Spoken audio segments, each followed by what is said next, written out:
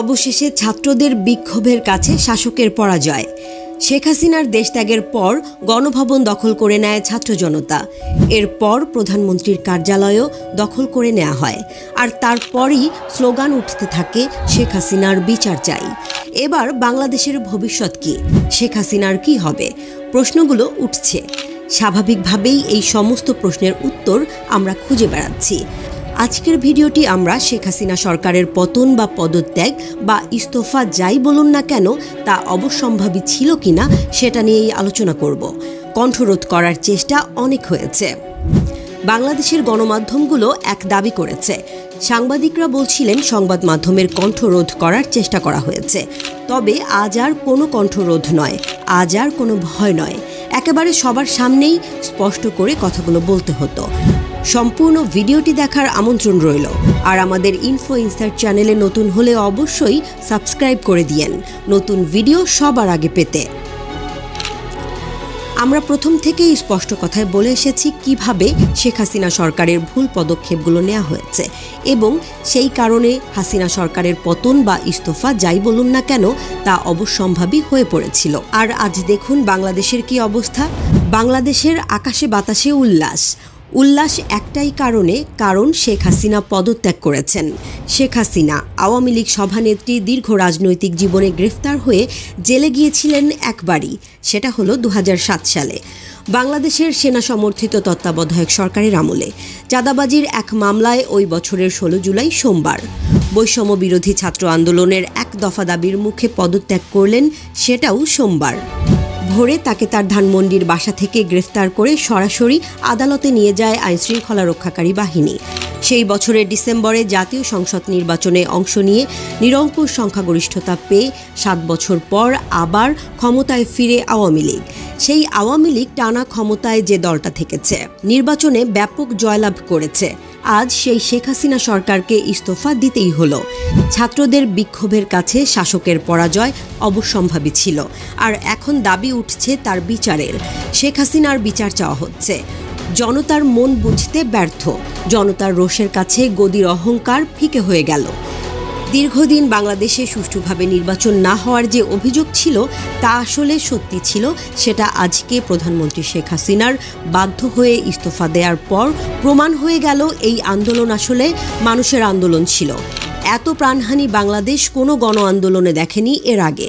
সরকারকে প্রথম থেকেই যে ধরনের প্রতিক্রিয়া দিতে দেখা গিয়েছিল সেটাও একেবারেই দেখা যায়নি। সেদিন পতনের বীজ বোনা হয়ে গিয়েছিল যেদিন রাজাকার শব্দটা মুখ থেকে বের করেছিলেন শেখ হাসিনা।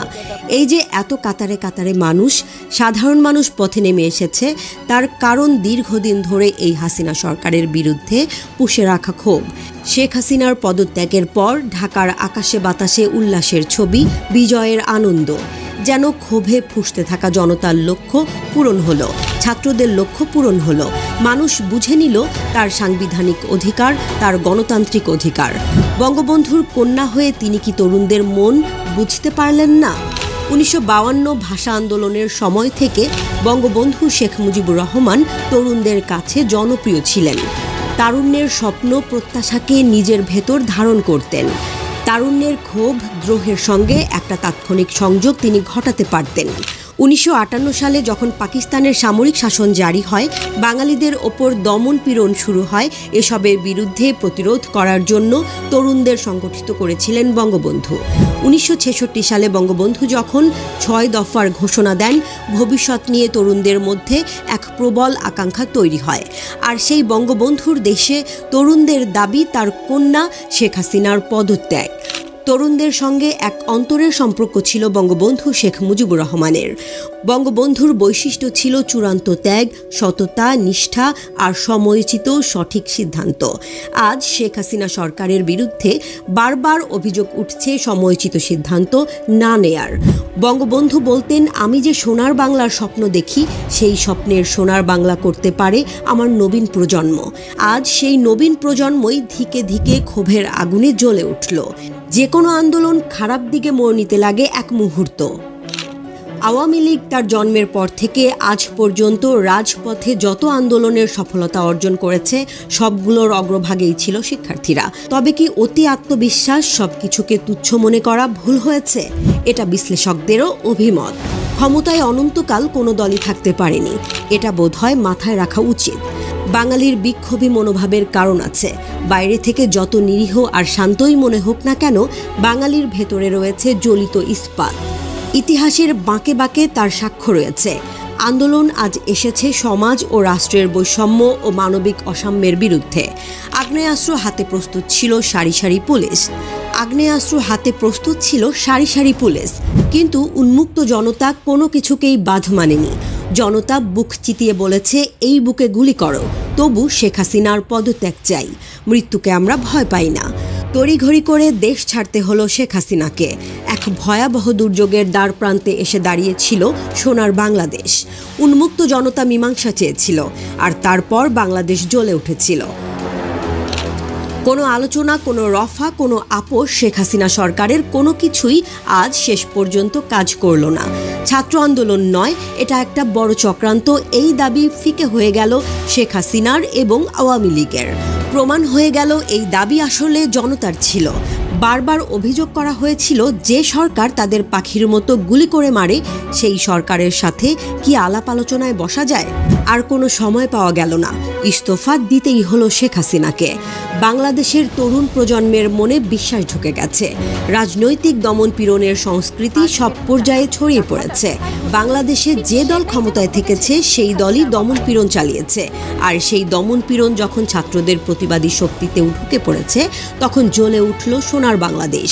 বাংলাদেশের 90-এর গণ অভ্যুত্থানের এরশাদের পতনের পর একটা নির্দলীয় তত্ত্বাবধায়ক সরকারের অধীনে নির্বাচনের মাধ্যমে বিএনপি ক্ষমতায় আসে, কিন্তু মেয়াদ শেষে ওই দলটাই একক নির্বাচনের দিকে চলে যায়।